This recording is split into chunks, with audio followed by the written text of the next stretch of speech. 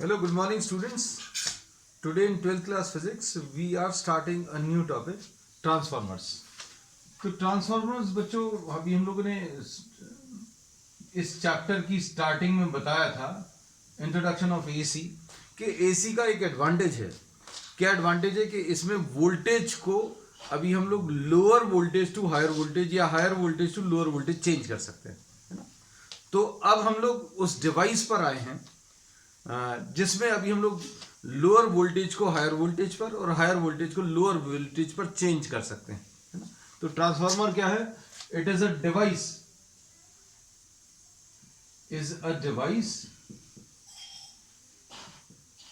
Used to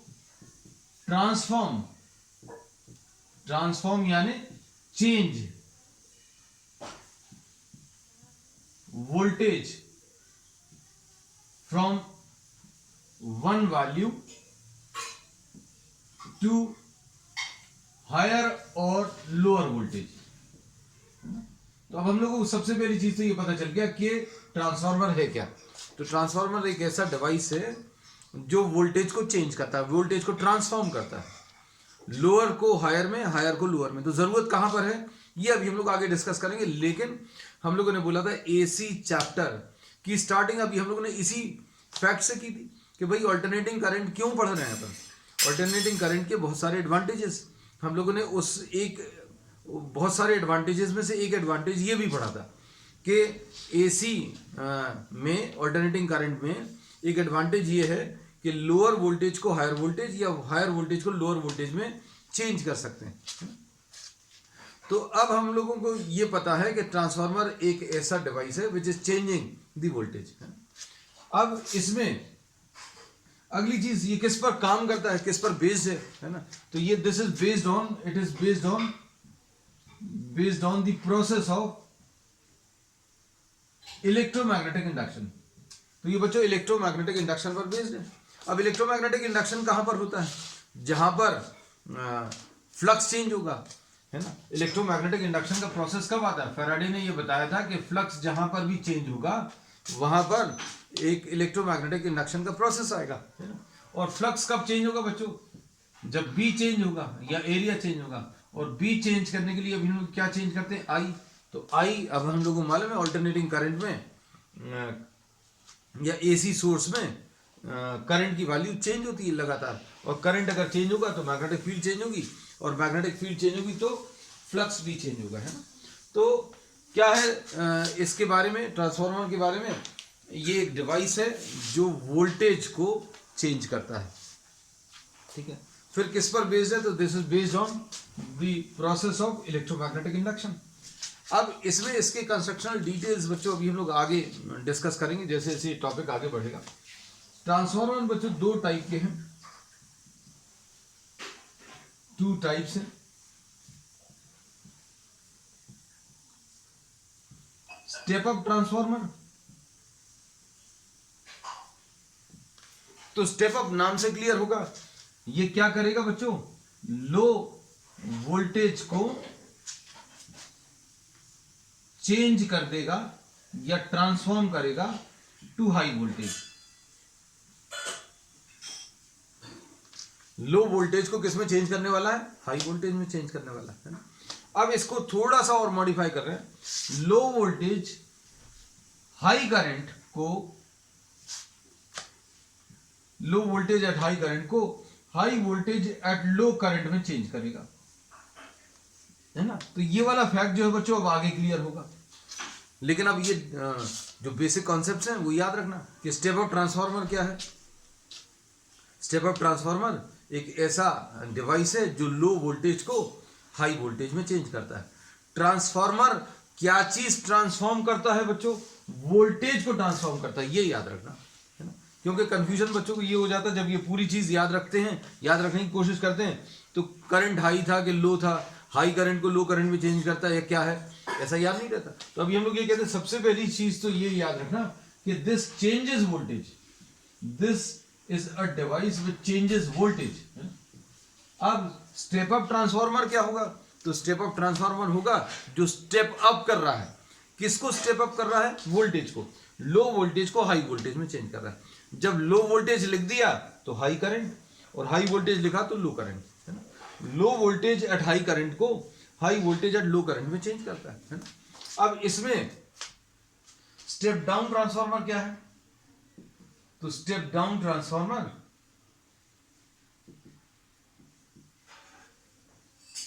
क्या करता है, ये स्टेप डाउन करता है किसको, हाई वोल्टेज को ट्रांसफॉर्म करता है या चेंज करता है किसमें, लो वोल्टेज में।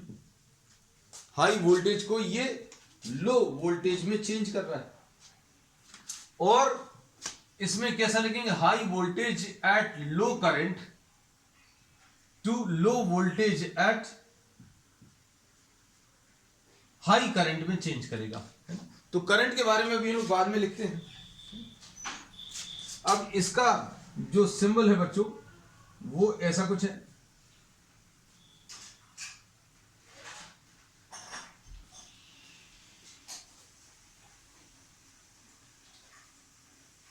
ये स्टेप अप ट्रांसफार्मर है। ये स्टेप अप ट्रांसफार्मर अभी हम लोग ने दिखाया है, ये दो कॉइल्स दिखाई हुई हैं, ये जो दो लाइंस अभी हम लोग दिखाते हैं ये इंडिकेट करता है कि ये मैग्नेटिकली लिंक्ड है ना। स्टेप अप ट्रांसफार्मर का ये सिंबल है, और स्टेप डाउन ट्रांसफार्मर का बच्चों इसका जस्ट ऑपोजिट है।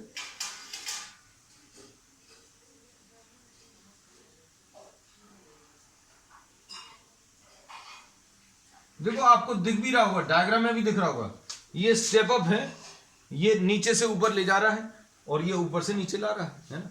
तो देखो सिंबल में भी और नाम में भी दोनों चीजें बच्चों को रिलेट होती हैं। अगर आप थोड़ा सा ध्यान से समझें इसको, तो ये स्टेप अप का सिंबल और स्टेप डाउन का सिंबल एकदम सेल्फ एक्सप्लेनेटरी है ना।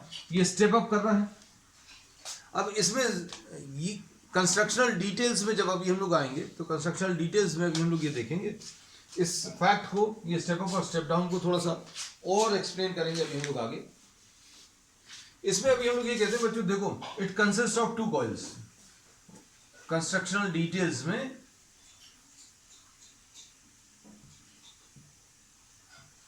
It consist of two coils, इसमें दो कॉइल्स हैं which are magnetically link to each other. दो कॉइल्स की जरूरत है। अब ये दो कॉइल्स बच्चों अभी हम लोग किसके ऊपर लेते हैं, एक सॉफ्ट आयरन कोर के ऊपर। भाई दो कॉइल्स लेनी है तो ये दो कॉइल्स अभी आप क्या कर सकते हो, इन दो कॉइल्स को किसी एक सॉफ्ट आयरन कोर के ऊपर अभी आप वाइंडिंग कर देते हैं इसकी, है ना। और इसमें अभी हम लोग ये कहते हैं, ये जो सॉफ्ट आयरन कोर है बच्चों, दिस कंसिस्ट ऑफ लैमिनास या लैमिनेटेड है कोर बच्चों। ये जो कोर है ये लैमिनेटेड है। लैमिनेटेड कैसी बच्चों, देखना इसमें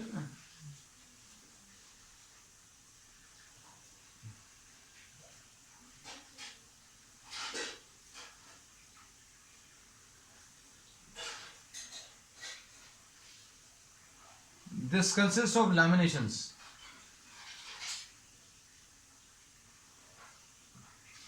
ये लैमिनेटेड कोर है। अब आप इमेजिन शायद कर पा रहे हो, इसमें अभी हम लोग क्या बोलेंगे, ध्यान से सुनना। अगर आप एक रजिस्टर ले लें तो रजिस्टर में बहुत सारे पेजेस हैं, वो पेजेस को भी आप लैमिनास कंसिडर कर सकते हो, प्लेन्स हैं, है ना।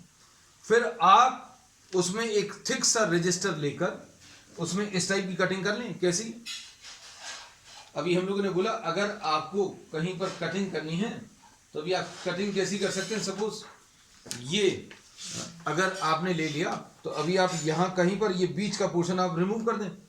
बीच का पोर्शन अगर आप रिमूव कर देंगे, इतना पोर्शन अगर आपने रिमूव कर दिया ये रेक्टेंगुलर शेप में, तो यहाँ कहीं पर एक लेफ्ट आर्म बन जाएगा, यहाँ पर कहीं पर एक राइट आर्म बन जाएगा, और इनके ऊपर बच्चों ये लोग वाइंडिंग्स ले लेंगे, है ना। तो ये अभी हम लोगों ने इसके ऊपर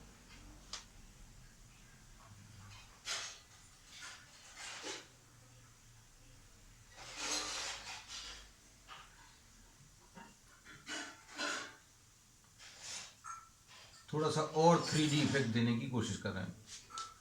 अब एकदम परफेक्टली क्लियर होगा कि ये क्या है बच्चों, एक लैमिनेटेड कोर है। लैमिनेटेड कोर कैसी, अभी हमने बता दिया। ये soft iron, it consist of what, और soft iron core laminated core, है ना। तो लैमिनेटेड कोर क्यों लेते हैं?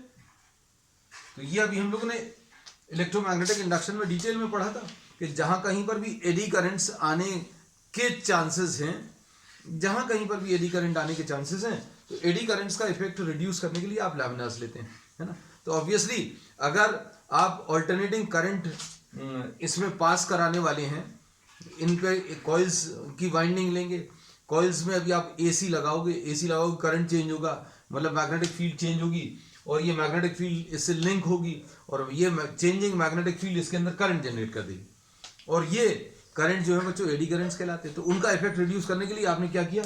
लैमिनास ले लिया।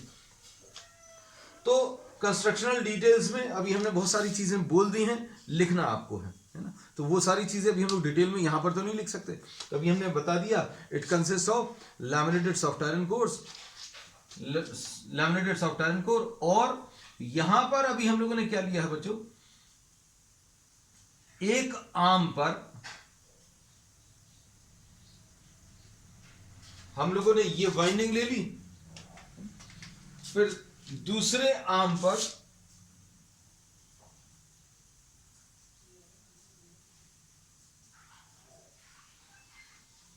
ये ऐसा कुछ ले लिया। So these are two coils, ये दो कॉइल्स हैं बच्चों, है ना। और इसमें अभी हम लोग क्या बोलेंगे? जिसमें आप एसी लगाएंगे उस कॉइल को अभी हम लोग प्राइमरी कॉइल बोल देंगे।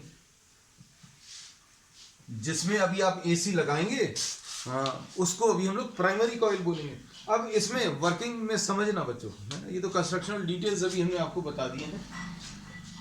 अब हम लोगों ने इसमें ये बोला कि इसमें आपने क्या किया है, एक एसी अप्लाई किया, ये ऑल्टरनेटिंग करंट बच्चों एक मैग्नेटिक फील्ड जनरेट करेगा जो कि वेरिएबल नेचर की रहेगी। क्यों? क्योंकि बी की वैल्यू कितनी होती है? Suppose for example mu 0 and I. तो करंट अगर चेंज हो रहा है तो मैग्नेटिक फील्ड चेंज होगी, और ये चेंजिंग मैग्नेटिक फील्ड बच्चों मैग्नेटाइज करेगी। ये चेंजिंग मैग्नेटिक फील्ड किसको मैग्नेटाइज करेगी? ये खुद तो मैग्नेटाइज होगा, इसमें चेंजिंग मैग्नेटिक फील्ड जनरेट होगी, और ये मैग्नेटाइज करेगी सॉफ्ट आयरन कोर को। तो सॉफ्ट आयरन जो है एक ऐसा मटेरियल है बच्चों which gets easily magnetised and easily demagnetised. मतलब अभी हम लोगों ने ये बोला सॉफ्ट आयरन एक ऐसा मटेरियल है जिसको आप आसानी से मैग्नेटाइज और डीमैग्नेटाइज कर सकते हैं। मतलब टेम्पररी मैग्नेट्स अभी हम लोगों को अगर बनाने हैं तो अभी हम लोग सॉफ्ट आयरन के बनाते हैं, है ना। स्टील हम लोग बोलते हैं वो आसानी से मैग्नेटाइज नहीं होता, है ना। आपको उसको मैग्नेटाइज करने के लिए बहुत एफर्ट लगाना पड़ेगा, और एक बार मैग्नेटाइज हो गया तो आसानी से डीमैग्नेटाइज भी नहीं होता, है ना। तो यहां पर अभी हमारा पर्पस ये नहीं है परमानेंट मैग्नेटिंग चाहिए, हमें एक ऐसा मटेरियल चाहिए जो आसानी से मैग्नेटाइज और डीमैग्नेटाइज हो जाए। अब इसमें एक चेंजिंग करंट अभी हमने पास कराया, ये चेंजिंग करंट जो है इसमें एक चेंजिंग मैग्नेटिक फील्ड जनरेट करेगा, और ये चेंजिंग मैग्नेटिक फील्ड जो है किससे लिंक होगी? ये changing magnetic field soft iron core से लिंक होगी, और ये सॉफ्ट आयरन कोर जो है वो भी मैग्नेटाइज होगा। तो इसके अंदर जो है इस सॉफ्ट आयरन कोर के अंदर मैग्नेटिक प्रॉपर्टीज बच्चों लगातार चेंज हो रही है। अब ये अगर इसका मैग्नेटिज्म, ये सॉफ्ट आयरन की जो कोर है, अगर इसका मैग्नेटिज्म चेंज हो रहा है तो ये बच्चों लिंक हो रहा है, इसका जो मैग्नेटिज्म है सॉफ्ट आयरन कोर का वो लिंक हो रहा है किसके साथ? सेकेंडरी कॉइल के साथ। किसके साथ बच्चों? सेकेंडरी कॉइल के साथ ये लिंक होगा। If a changing magnetic field gets linked with the turns of the secondary, then what will happen? We say that an EMF will be generated. तो इसके अंदर बच्चों एक EMF आ जाएगा, और इन दोनों EMFs को अभी हम लोग इसमें रिलेट करेंगे। तो इसमें स्टेप अप में हम लोग क्या बोलते हैं? स्टेप अप में there are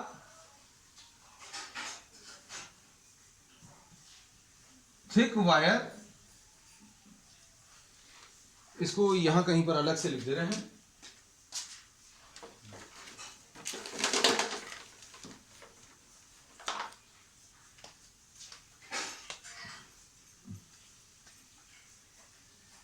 primary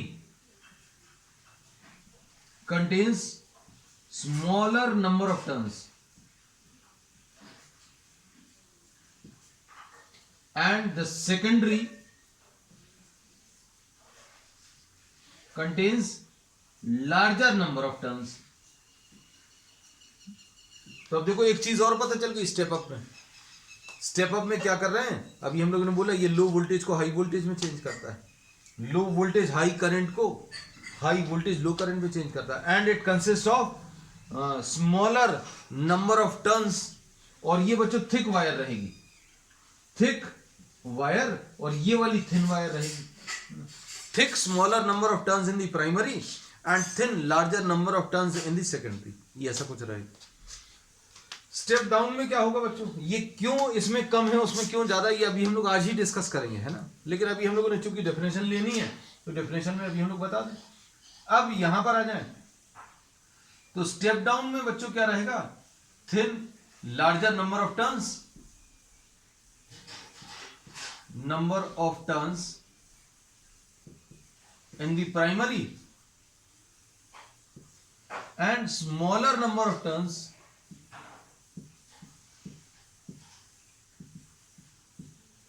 in the secondary.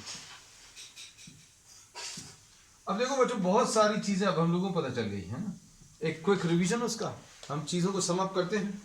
इसमें अभी हमने क्या बोला, ट्रांसफार्मर क्या है, एक ऐसा डिवाइस है जो वोल्टेज को ट्रांसफॉर्म करता है. इसका नाम ट्रांसफार्मर क्यों है, क्योंकि ये ट्रांसफार्मर जो है ट्रांसफॉर्म करता है. किसको ट्रांसफॉर्म करता है, वोल्टेज को. ये वोल्टेज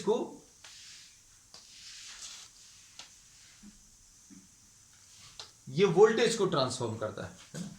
अब ये किस पर बेस्ड है, तो बच्चों ये बेस्ड है, it is based on the process of electromagnetic induction, है ना. इसमें दो टाइप के ट्रांसफार्मर्स अभी हम लोग पढ़ रहे हैं, स्टेप अप और स्टेप डाउन. स्टेप अप का ये सिंबल है ना.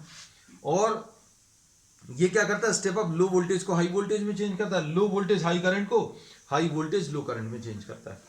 और इसका सिंबल ये है, इसमें smaller number of turns primary में है, larger number of turns in the secondary. Step down में क्या है, ये हाई वोल्टेज को लो वोल्टेज में, हाई वोल्टेज को लो वोल्टेज में, हाई से लो. ये देखो सिंबल में भी दिख रहा है. स्टेप डाउन मतलब नीचे कर रहा है, किसको नीचे कर रहा है, वोल्टेज को नीचे कर रहा है. नाम में सब कुछ है बच्चों, है ना. सिंबल भी इसी नाम से आएगा. ये स्टेप डाउन कर रहा है मतलब इसमें ज्यादा नंबर ऑफ टर्न्स, इसमें कम नंबर ऑफ टर्न्स, है ना. तो अभी हम लोगों ने बोला primary is having larger number of turns and the secondary is having smaller number of turns, है ना. अब इसमें कंस्ट्रक्शनल डिटेल्स बता दी हमने आपको और थोड़ी सी वर्किंग भी बता दी. तो वर्किंग में क्या है, अभी हम लोगों ने बोला जिसमें आपने एसी अप्लाई किया, जिसमें एसी इनपुट अभी आप दे रहे हैं, उसको अभी हम लोगों ने प्राइमरी कॉइल बोला. और जिसमें से आउटपुट लेने वाले हैं उसको अभी हम लोगों ने सेकेंडरी कॉइल बोला. हम लोग इस स्टेज पर बच्चों अज्यूम करेंगे, क्या चीज अज्यूम करेंगे, ये बच्चों अब ये वाला पार्ट अभी हम लोग रब कर दे रहे हैं.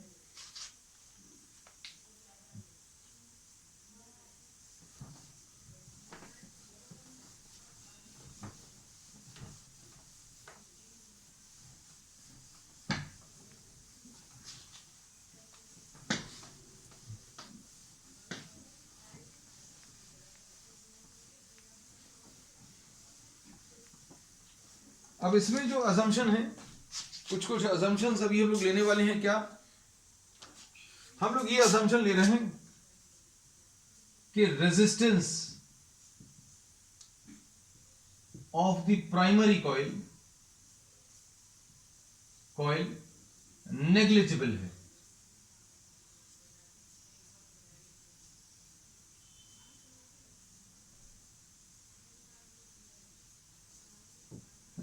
फिर उसके बाद दूसरा assumption, the same flux gets linked with the turns of primary and secondary. अब हम लोग क्या कर रहे हैं, एक सिंपल सा डायग्राम, अब not so complicated diagram, simple सा डायग्राम अभी हम लोग ले सकते हैं. ये एक सॉफ्ट आयरन लेमिनेटेड कोर है और यहां पर अभी हम लोगों ने एसी अप्लाई किया है, एसी इनपुट है,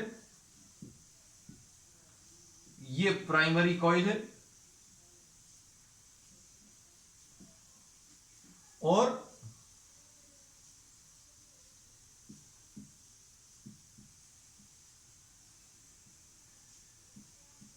यहां पर आउटपुट मिलेगा। ठीक, अब इसमें जो अजम्पशंस अभी हम लोगों ने लिए हैं,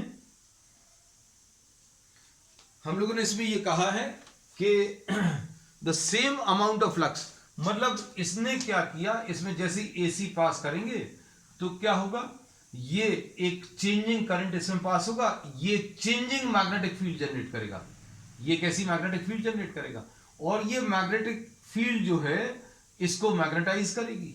और चूंकि करंट चेंज हो रहा है, करंट की वैल्यू चेंज हो रही है, इसलिए मैग्नेटिक फील्ड भी चेंज होगी। और ये changing magnetic field, this changing magnetic field gets linked with the secondary, with the secondary coil. तो अब इसमें अभी हम लोगों ने ये बोला है कि the same amount of flux gets linked with the turns of the secondary, है ना, फ्लक्स का कोई लॉस नहीं है, ऐसा अभी हम लोग अज्यूम करेंगे। अब इसमें बच्चों अभी हम लोग क्या ले रहे हैं,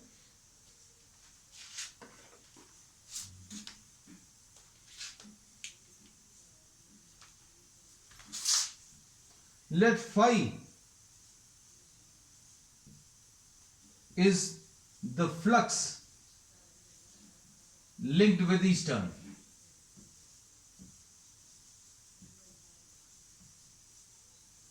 ये बच्चों याद रखना कि ये same flux gets linked with, same flux link होगा बच्चों, जितना प्राइमरी में जनरेट किया उतना ही अभी हम लोग बोलेंगे सेकेंडरी में भी लिंक होगा। मैग्नेटिकली ये ऐसे लिंक्ड है कि जितना इसने फ्लक्स जनरेट किया वो पूरा का पूरा किसके साथ, सेकेंडरी के साथ लिंक हो जाएगा, है।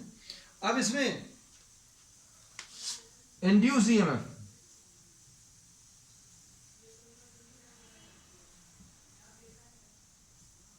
इन the secondary ES will be equal to NS d∅dt, ऐसा लिख सकते हैं, ES will be equal to NS d∅dt। अब माइनस साइन भी अगर लगाना तो माइनस साइन लगा लो, कोई दिक्कत नहीं है।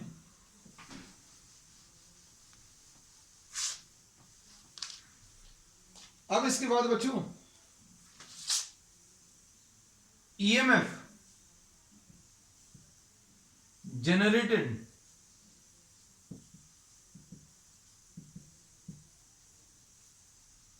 in the primary EP will be equal to minus NP d∅dt। अब इसमें NS और NP क्या है, NP is number of turns in the primary और NS क्या है, number of turns in the secondary। अब इन दोनों इक्वेशंस को देखो, अब हम लोग इसमें क्या कह सकते हैं बच्चों, इसमें अभी हम लोग ये कह सकते हैं ES upon EP will B minus NS d∅dt upon minus NP d∅dt। अब दोनों जगह फाई सेम लिया है, ये जो फाई है और यहां पर जो फाई है ये दोनों सेम है। ये सेम होने का रीजन क्या है, ये अभी हम लोग ने असम्पशन लिया है that the same amount of flux gets linked with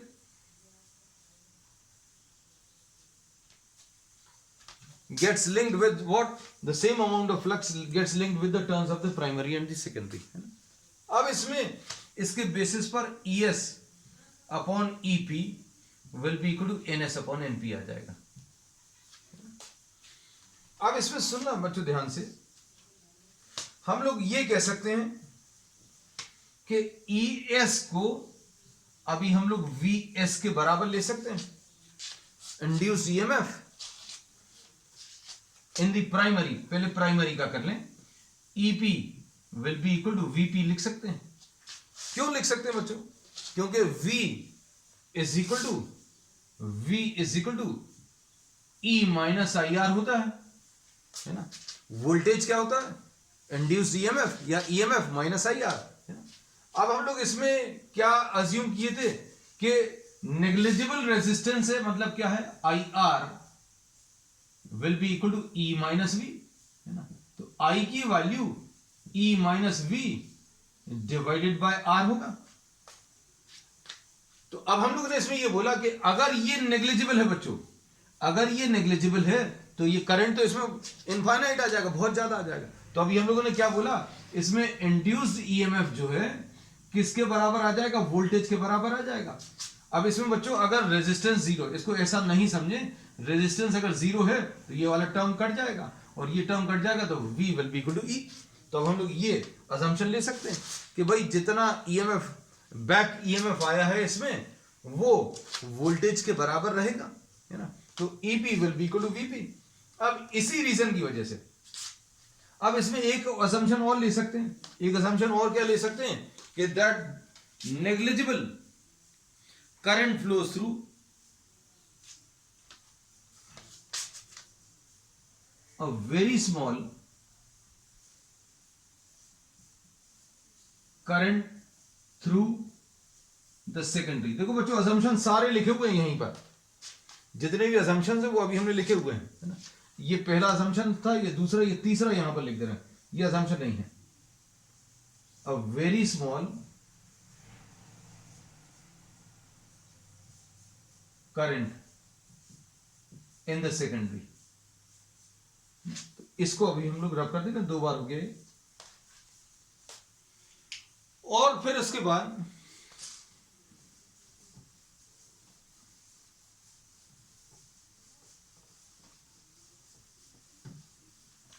देखो अभी हम लोगों ने क्या क्या किया, हमने बोला इसमें जब आप AC अप्लाई करोगे तो ये AC जो है एक चेंजिंग मैग्नेटिक फील्ड प्रोड्यूस करेगा और ये चेंजिंग मैग्नेटिक फील्ड इस सॉफ्टवेयर एंड कोड से लिंक होगी और ये चेंजिंग मैग्नेटिक फील्ड सेकेंडरी के टर्न्स के साथ लिंक होगी और इसके अंदर एक EMF आएगा और इसमें जो EMF आएगा बच्चों वो कितना है? ES is equal to minus NS d∅dt, ये ले लिया। फिर उसके बाद अभी हमने बोला इसके अंदर भी एक बैक EMF आएगा और EP की वैल्यू माइनस NP d∅dt। ये फाई अभी हम लोगों ने सेम लिया है, ये असम्पशन है, ये लिखा हुआ है यहां पर। और इसको अगर डिवाइड करेंगे तो ES अपॉन EP कितना आ जाएगा? NS upon NP। ये इतना आ गया है ना। This is what we have done. अब इसके बाद अभी हम लोग क्या कह रहे हैं बच्चों, इसमें अभी हमने बोला कि EP जो है किसके बराबर आ जाएगा? VP के बराबर। और ES भी बच्चों VS के बराबर आ जाएगा। क्यों? क्योंकि अभी हम लोगों ने करंट बहुत छोटा है ये अज्यूम कर लिया, तो V और E बराबर होंगे। तो ES is equal to VS, मतलब EMF की जगह अभी हम लोग क्या लिख रहे हैं बच्चों? वोल्टेज लिख दे रहे हैं। तो अब क्या मिलेगा फाइनली? ये सब कुछ रब कर देंगे क्योंकि ये सब कुछ अभी हमने यहां पर सम अप कर दिया है।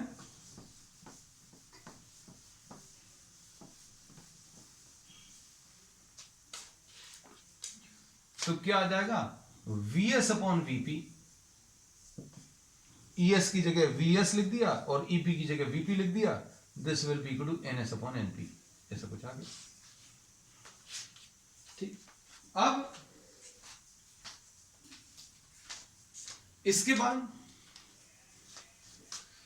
Assuming no energy loss, no energy loss,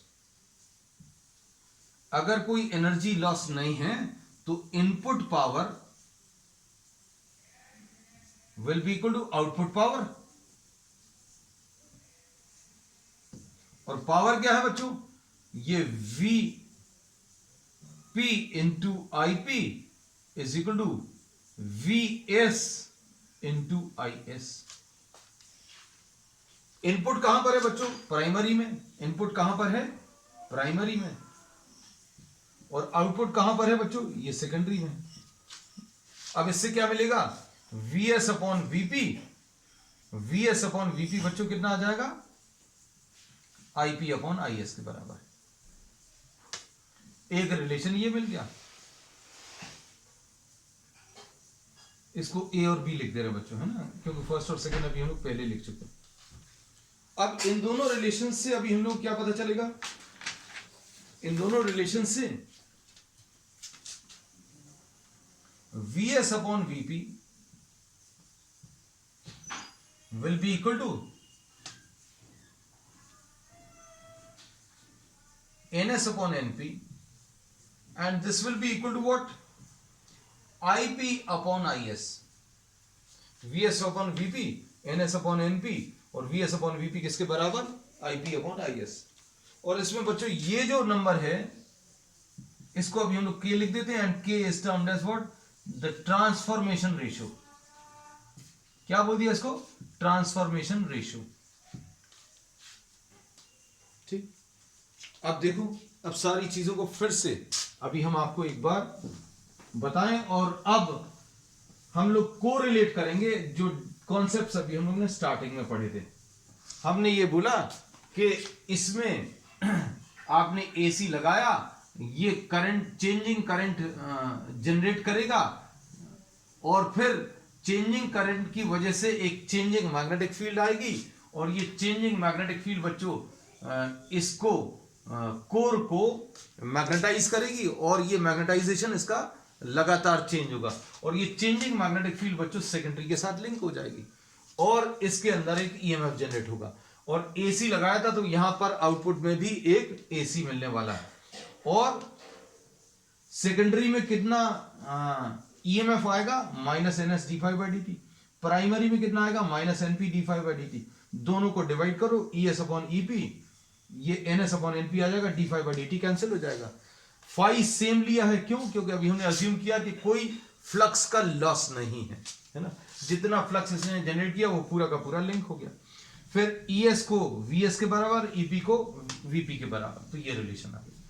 फिर इसके बाद पावर इक्वल है, कोई एनर्जी लॉस नहीं है। VP IP is equal to VS I S, तो वीएस अपॉन वीपी बच्चों कितना आ जाएगा? IP upon I S. और इन दोनों का अब आप इक्वेट कर दो तो ये कुछ आ गया। अब सुनना ध्यान से, सपोज वी आर अज्यूमिंग, ये पहला केस, we are assuming that K is greater than 1।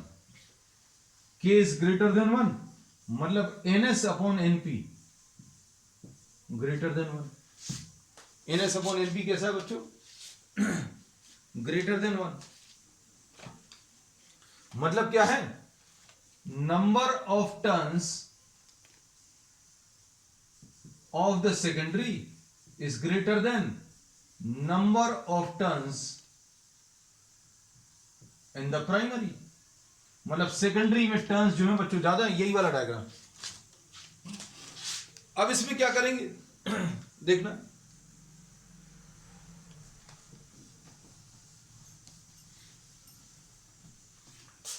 Number of turns in the secondary अगर ग्रेटर है number of turns in the primary से, तो क्या आएगा? Vs अपॉन Vp किसके बराबर था? Ns अपॉन Np के, और ये ग्रेटर देन 1 है, तो इसका मतलब है Vs upon Vp will be greater than 1, मतलब Vs will be greater than Vp। इसका मतलब क्या है? वोल्टेज इन द सेकेंडरी ज्यादा रहेगा, मतलब यहां का voltage in secondary larger, end voltage in the primary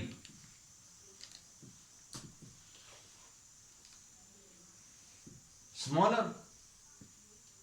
ये कब होगा? जब number of turns in the secondary ज्यादा है। तो देखो यहां पर ज्यादा टर्न्स बने हुए, हम इसी डायग्राम का यूज कर ले रहे हैं। तो ये किसका डायग्राम है? अगर ये डायग्राम को देखें तो ये स्टेप अप ट्रांसफार्मर का है। तो स्टेप अप ट्रांसफार्मर में voltage in the secondary is greater than voltage in the primary, and number of turns in the secondary is greater than number of turns in the primary. अब आ जाओ current पर। IP upon, देखो VS upon VP, NS upon NP दोनों greater than 1 है, तो IP upon IS किसके बराबर है? आईपी अपॉन आईएस किसके बराबर बच्चों? के बराबर। और के कैसा है? ग्रेटर देन 1, तो IP is greater than IS. मतलब प्राइमरी का करंट ज्यादा है। प्राइमरी का करंट कैसा है बच्चों? ज्यादा है ना? तो अब हम लोगों ने क्या बोला? वोल्टेज स्मॉल है, वोल्टेज लो है, करंट कैसा है? करंट हाई है। और यहां पर वोल्टेज हाई है और करंट कैसा बच्चों? करंट लो है। तो अभी हम लोगों ने यही बोला था कि ये क्या करता है? लो वोल्टेज हाई करंट को हाई वोल्टेज लो करंट में चेंज करता है। तो ये के ग्रेटर देन 1 अभी हम लोगों ने बता दिया, जिसमें नंबर ऑफ टर्न्स सेकेंडरी में ज्यादा होंगे। अब आ जाओ बच्चों के स्मॉलर देन 1, इसके लिए क्या आएगा?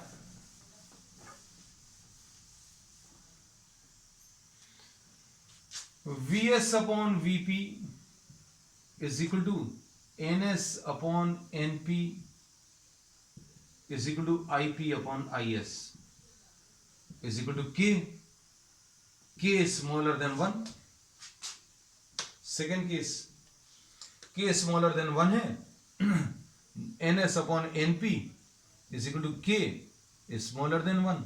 Number of turns in the secondary smaller than number of turns in the primary. इसका डायग्राम बना लें। अब इसको रब कर दे रहे बच्चों, है ना? ये तो हो चुका है स्टेप अप। अब दूसरा वाला ऑब्वियसली जो बचा है वो कौन सा है? स्टेप डाउन है। चलो यहां पर ज्यादा अच्छा रहेगा, क्यों कंफ्यूजन नहीं होगा। अब देखो, number of turns in the secondary is smaller, number of turns in the primary larger।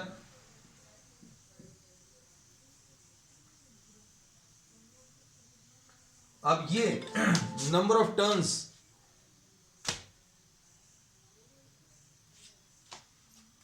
In the secondary कम है। अब इसमें क्या बोल सकते हैं बच्चों? Vs upon Vp is equal to K will be smaller than 1, मतलब Vs will be smaller than Vp। Voltage in the secondary कम है, मतलब क्या है? लो वोल्टेज, प्राइमरी में ज्यादा है हाई वोल्टेज।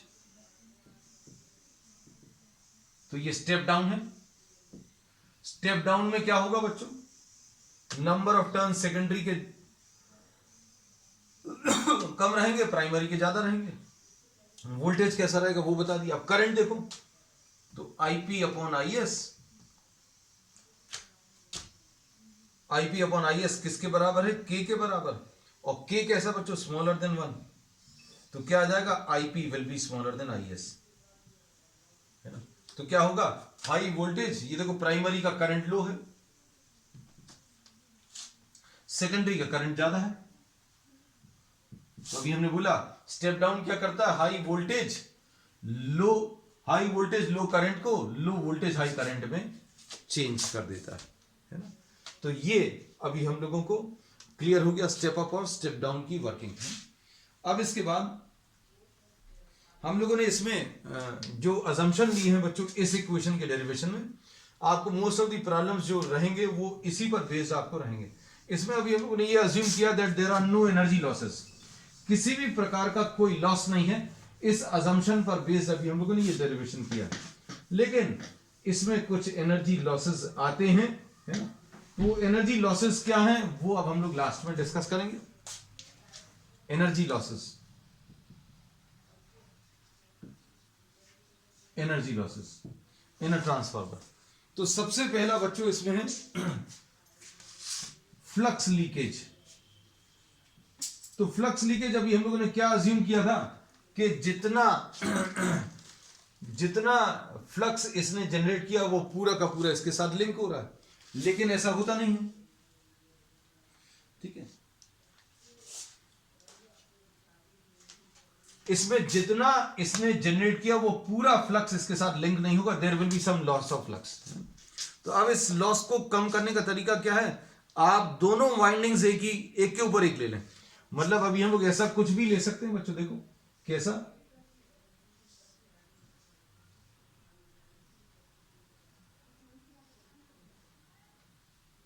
ये ऐसा कुछ।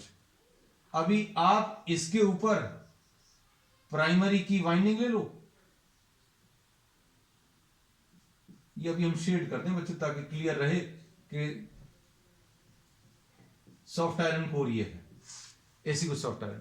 और इसी के ऊपर बच्चों अभी हम लोग किसकी, इसी के ऊपर अभी हम लोग सेकेंडरी की वाइंडिंग ले लें।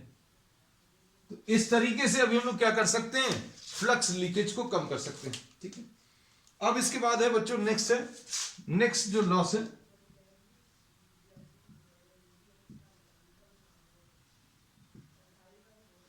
ड्यू टू जूल्स हीट, इसको कॉपर लॉस भी बोलते हैं। ये जो अभी हम लोग बोलते हैं कॉपर की जो वाइंडिंग्स हैं इसके कारण loss due to resistance, loss due to heat generated in the resistance, इसके कारण जो लॉस आएगा उसको अभी हम लोग कॉपर लॉस या जूल्स हीट के कारण लॉस ऐसा बोल सकते हैं। ये कैसे रिड्यूस कर सकते हैं बच्चों, ये रिड्यूस कर सकते हैं बाय यूजिंग थिक वायर्स। अगर आप थिक वायर्स यूज करोगे तो क्या होगा, थिक वायर्स यूज करने में अभी हम लोग बोलेंगे there will be lower heat which will be generated, है ना, क्योंकि रेजिस्टेंस कम हो जाएगा। फिर उसके बाद तीसरा बच्चों एडी लॉस, इसको अभी हम लोग आयरन लॉस भी बोलते हैं। तो ये बच्चों डिटेल में आप लिख लेना, अभी हम सारी चीजें आपको बताते जा रहे हैं, है ना। अभी हम लोगों ने ये बोला ये जो चेंजिंग मैग्नेटिक फील्ड है वो सॉफ्ट आयरन कोर के अंदर भी करंट जनरेट करेंगे, और ये करंट कौन से रहते हैं, एडी करंट्स रहते हैं। इनके कारण भी कुछ लॉस होता है और ये इनको अभी हम लोग एडी लॉस बोलते हैं। इसको कैसे रिड्यूस कर सकते हैं, this can be reduced by using laminated core. तो बच्चों ये तो अभी हम लोग करते ही हैं मिनिमाइज। ठीक, नेक्स्ट बच्चों इसमें है हिस्टेरेसिस लॉस। हम लोग ये कहते हैं कि इसमें करंट जो है कंटिन्यूअसली पास हो रहा है, करंट का जो डायरेक्शन है वो भी चेंज हो रहा है रिपीटेडली, मतलब मैग्नेटाइजेशन जो है वो भी अपना नेचर चेंज करेगा। अगर इसको अभी हम लोग बोलें इस बार मैग्नेट के टर्म्स में, किसी एक समय पर ये नॉर्थ पोल ये साउथ पोल, फिर अगले कुछ समय में ये साउथ पोल ये north pole, so the polarity और the magnetic properties will change, है ना। अब हम लोग ये बोलेंगे इसकी वजह से क्या होगा, ये बार बार मैग्नेटाइज और डीमैग्नेटाइज होगा, है ना। तो loss due to, this is loss due to repeated magnetization and demagnetization of the core. अब इसको कैसे रिड्यूस करते हैं, तो बच्चों अभी हम लोग ऐसा मटेरियल यूज करेंगे जिसके लिए हिस्टेरेसिस लॉस कम है। तो अभी हम लोग we use what, soft iron. Soft iron जो है बच्चों उसके लिए सबसे कम होता है हिस्टेरेसिस लॉस, है ना। और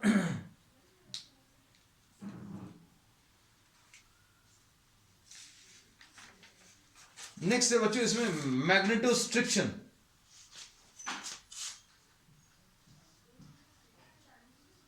मैग्नेटोस्ट्रिक्शन, तो अभी हम लोग ये बोलते हैं कि किसी भी ट्रांसफार्मर में बच्चों कुछ वाइब्रेशंस जनरेट होते हैं, है ना, और ये वाइब्रेशंस और हमिंग साउंड में भी कुछ एनर्जी खर्च होती है।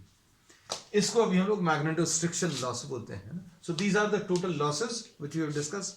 अब इसमें फिर अगला ये क्वेश्चन आता है कि अभी हम लोग इसको ट्रांसफार्मर क्यों यूज करते हैं। तो बच्चों अभी हम लोग कहते हैं पूरा जो पावर जनरेशन से लेकर डिस्ट्रीब्यूशन तक, मतलब जहां पर पावर जनरेट हो रहा है वहां से लेकर हमारे घर तक इलेक्ट्रिसिटी लाने में हम लोग कहते हैं ट्रांसफार्मर्स का यूज करते हैं। अब कैसा यूज करते हैं सुनना बच्चों, ध्यान से समझने की कोशिश करना।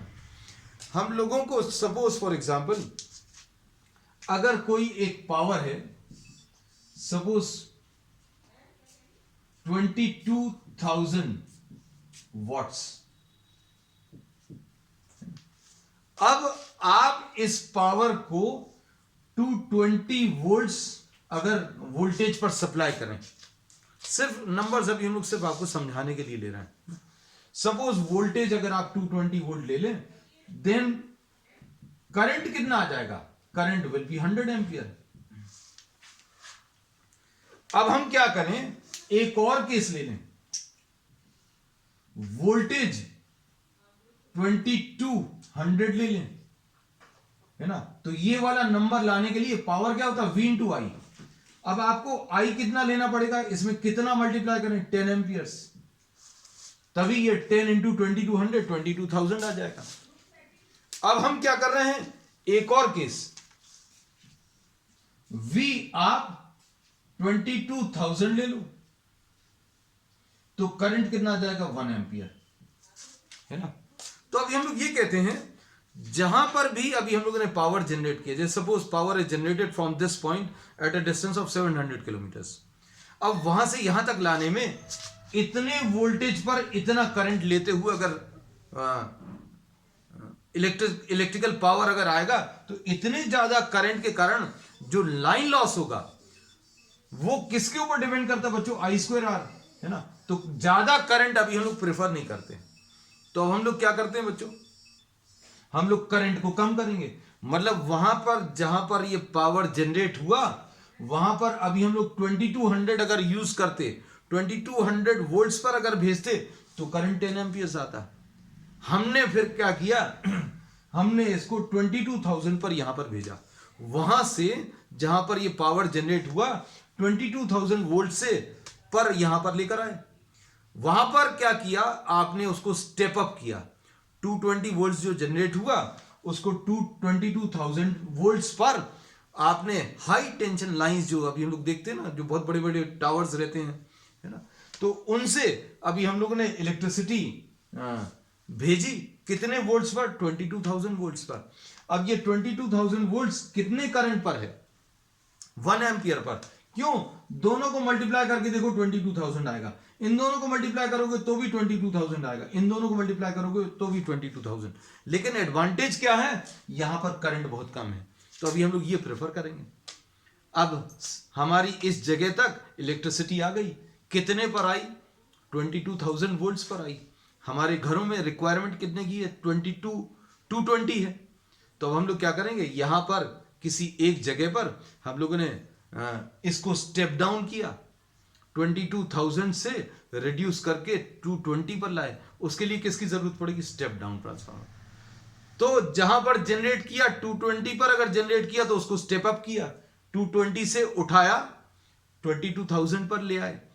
22,000 से अभी 22,000 वोल्ट से अभी हमने उसको यहां तक ट्रांसमिट कर दिया। यहां तक आने पर अभी हम लोगों ने बोला करंट बहुत कम रखा। करंट कम रखने का फायदा क्या है? जो लॉस है, लो करंट, ऐसा बोलते हैं बच्चों, क्या? हाई वोल्टेज पर ट्रांसमिशन करेंगे। High voltage means low current, and low current means low power loss in the transmission lines.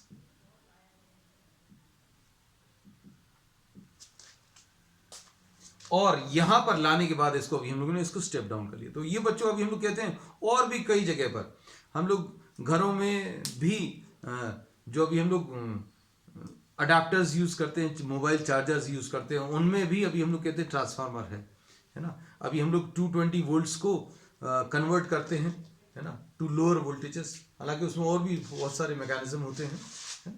तो ट्रांसफार्मर्स का यूज क्या है, ये अभी हम लोगों ने डिस्कस करें। We studied about what, we have studied about the constructional details, ये डिवाइस क्या है वो पढ़ लिया, प्रिंसिपल क्या है, वर्किंग पढ़ लिया, and the theory and uses क्या है वो भी पढ़ लिया है. So this finishes the topic transformer and we will be continuing with some numericals on the next one. That's all for today.